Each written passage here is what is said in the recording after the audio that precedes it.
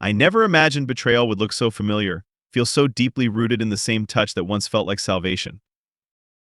When I first met Clara, she was a flicker of light in a world I'd forgotten could hold warmth. I was fresh off a decade of single-minded ambition climbing the corporate ladder one exhausting rung at a time. The price of my success was steep severed friendships, hollow nights, and meals eaten alone in the sterile glow of an empty apartment. Clara changed that.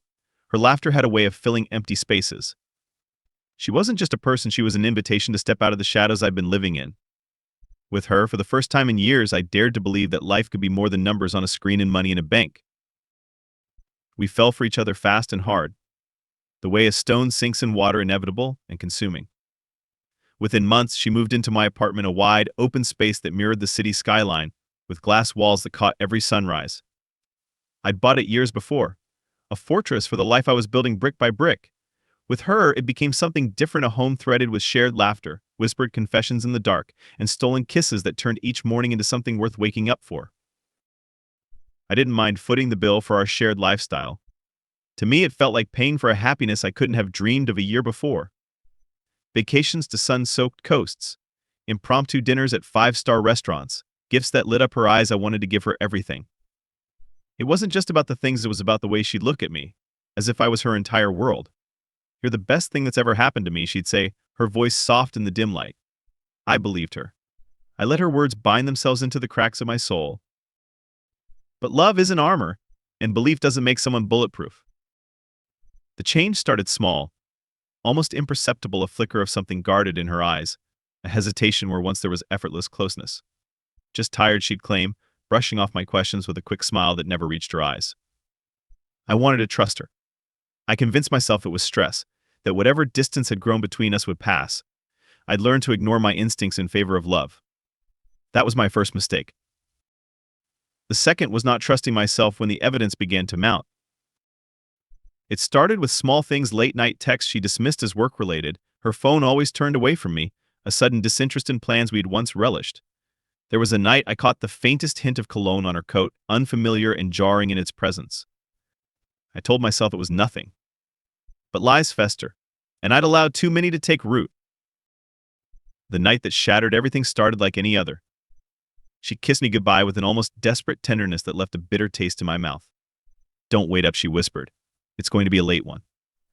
I watched her walk down the hallway, heels tapping out a rhythm that felt like a countdown to something I couldn't name. When the door clicked shut, a suffocating weight settled over me. I stood motionless, fighting the urge to chase after her, to demand the truth that I already feared. I gave in. Minutes later, I was following her through rain-slicked streets, every step carving deeper into the pit in my stomach. The city was a blur of neon reflections and distant sirens, the cold biting through my coat. I told myself I was being paranoid, that the worst thing I would find was her catching up with an old friend or nursing a drink alone in a dimly lit bar. Anything but what I feared most. But the truth doesn't care about hope. It just is. She met him at a restaurant, her eyes lighting up in a way they hadn't for me in months. Ryan. I knew his name from snippets of her past stories she'd painted with broad, dismissive strokes. He was the ex she'd left behind, a relic of a time she claimed to have moved past. Watching her with him was like seeing a ghost of the woman I thought I knew, resurrected in all the worst ways. They shared an intimacy that spoke of secrets and second chances stolen in the dark. I turned away before I could see more, feeling like I'd been hollowed out, leaving only cold rage to fill the void. I walked through the rain, every step echoing with memories I no longer trusted. By the time I reached our apartment, I was drenched and trembling with a mix of rage, heartbreak, and a chilling clarity. She'd chosen deception over honesty, a past thrill over the life we'd built together. I'd been a fool to believe her words, but I wouldn't be a fool any longer. She would learn what it meant to lose everything. The morning after I saw Clara with Ryan, I woke before the sun had fully risen. My body ached with exhaustion, but my mind was sharper than it had been in months. Clara was already gone, leaving nothing behind but the scent of her perfume clinging stubbornly to the air. She claimed she had an early work meeting. She even kissed me on the cheek before she left, the touch of her lips like a brand I wanted to scrub away. She didn't know that I'd watched everything unravel the night before. She didn't know that the pieces she thought she'd so carefully hidden were already scattered before me. I poured myself a cup of coffee and stood in the kitchen, letting the bitter liquid scorch my throat as I considered my next steps. Rage alone wasn't enough. Hurt would only fester if left unchecked. I needed to act. And whatever I chose to do, it would be measured, deliberate. I wasn't interested in petty revenge. This wasn't about shouting matches or dramatic scenes. It was about dismantling every part of her life she thought was safe. I started with her phone. Clara had always kept it close, guarding it as if it held the secrets of the universe. But she'd been careless with her call logs. It only took a few minutes of scrolling to see the repeated calls to a number I didn't recognize. Late at night, early in the morning, messages exchanged during hours that once belonged to us. My jaw clenched so hard I tasted blood. I noted the number, tracing it back to a name that confirmed everything I already knew: Ryan. It wasn't enough. Knowing she was unfaithful was one thing. I needed evidence that left no room for doubt. I hired a private investigator that afternoon, a man I'd once used to vet potential business partners for hidden scandals. He was efficient, discreet, and ruthless when it came to finding the truth. "Follow her," I said, sliding a photo of Clara across the table. "I want to know everything." While he did his work, I played the part of a husband who knew nothing. Clara was a master of pretense, smiling at me over dinner and slipping into bed beside me like our life wasn't built on lies. I mirrored her, matching every fake smile with one of my own. When she asked if I'd be home late from work, I told her I had meetings. When she pressed her lips to mine, I let her, feeling nothing but the coldness between us. It became a dance, a charade we both pretended not to see through. Days passed. The investigator's updates were methodical and brutal. Photos of Clara with Ryan holding hands in public, disappearing into hotels, laughing as if the world around them didn't exist. Each image was a fresh wound, but I stared at them until the pain dulled into something else. Resolve. One evening, Clara's phone buzzed while she was in the shower. She'd left it on the counter, a rare moment of carelessness. I picked it up and, without hesitation, unlocked it.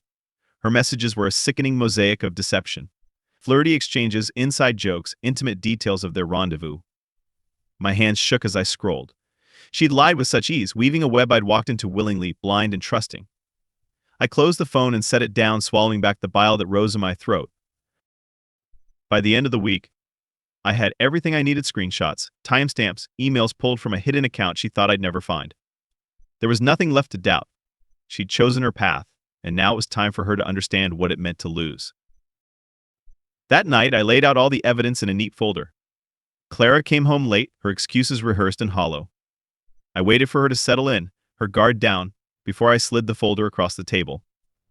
"Busy day?" I asked, my tone carefully neutral. She blinked, confusion flashing across her face. "Yeah, just the usual." "Open it." "Yay?" Her fingers trembled as she lifted the cover. The blood drained from her face as she flipped through each piece of damning evidence: photographs, messages, proof of every lie she'd spun. I watched her unravel in real time, the walls of her deception crumbling. "James," she whispered, her voice shaking. "It's not what it looks like." I laughed, a cold, humorless sound. "Is that so?" "Because it looks exactly like betrayal." She stumbled over her words: excuses, apologies, half-baked attempts to shift blame onto me. I let her talk. I wanted to hear every pathetic attempt at justification. When she finally fell silent, tears streaming down her face, I leaned forward, my voice as cold as the steel edge of a blade. "I gave you everything. My trust, my support, my life." "I made a mistake," she said, reaching for my hand. "Please, James, we can fix this." I pulled away, and the brief flicker of hope in her eyes died. "You don't get to decide that. You lost that right when you decided I wasn't enough. When you decided you'd take what you wanted and come back to me as if nothing had changed." I stood, towering over her. "You're leaving. Tonight." Her eyes widened in shock. "James, please. I have nowhere to go. This is my home." "Not anymore," I said, my voice cold and final. "Pack your things. You have 1 hour." The next 60 minutes were a blur of pleading and tears. Clara tried every tactic she could think of: apologies, anger, desperation. I stayed cold, my heart hardening with every tear she shed. This wasn't about revenge anymore. It was about taking back the power she'd stolen from me, piece by piece. When she finally stepped out of the door, her face streaked with tears, I closed it behind her and locked it. The sound of the bolt sliding into place echoed through the apartment like a death knell. I leaned against the door, listening as her footsteps faded. The silence that followed wasn't comforting. It was heavy, oppressive, filled with the weight of everything I'd lost. But it was also necessary. She had made her choices. Now she would live with the consequences. I turned away from the door, the cold resolve in me hardening. This was only the beginning. In the days following Clara's departure, the silence of the apartment became deafening. It was a reminder of every lie she had whispered within these walls, every moment of love tainted by deceit. The part of me that once craved her presence was dead now, replaced by something cold and unyielding. I had no intention of stopping with her exile. Stripping her of my support was only the beginning. The first order of business was dismantling the comfortable life she had come to expect.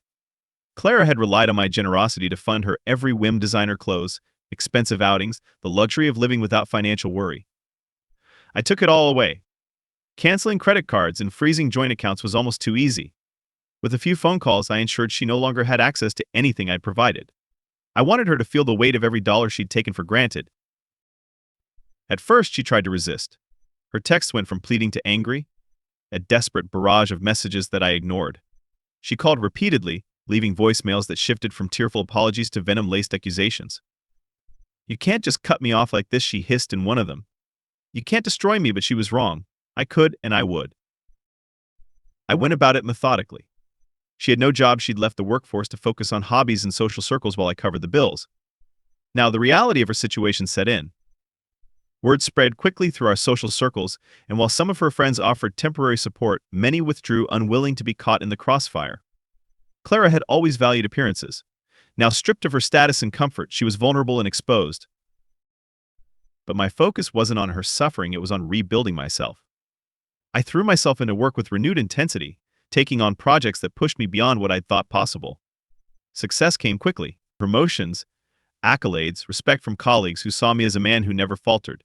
In truth, I was fueled by something far darker than ambition. Each victory was a small reclamation of my worth, a reminder that she hadn't broken me. Months passed.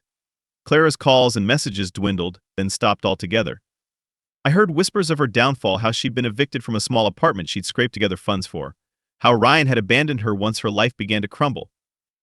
The man she'd thrown everything away for was nowhere to be found. Poetic justice, I thought, but it no longer brought me satisfaction. I'd moved past the need to see her broken. What I craved now was distance. Freedom. One evening, as I walked through the city, I found myself in a part of town I hadn't visited since she left. The memories were muted, no longer sharp enough to cut. I stopped by a familiar cafe, intending to grab a coffee and continue home. That's when I saw her.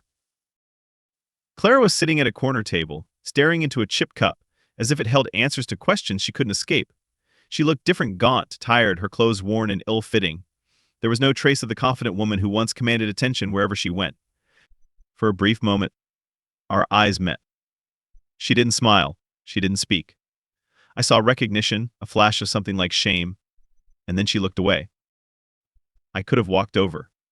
I could have demanded answers or given her the chance to plead for forgiveness one last time. But I didn't. Instead, I turned and left the cafe, leaving her alone with whatever ghosts haunted her. That night, I sat in the apartment that was once ours and let the silence wash over me. This time, it wasn't oppressive. It was peaceful. Clara had made her choices, and I had made mine.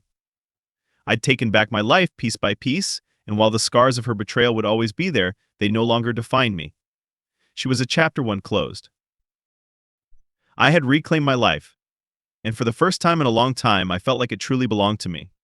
Whatever Clara did next, wherever she ended up, it was no longer my burden to carry.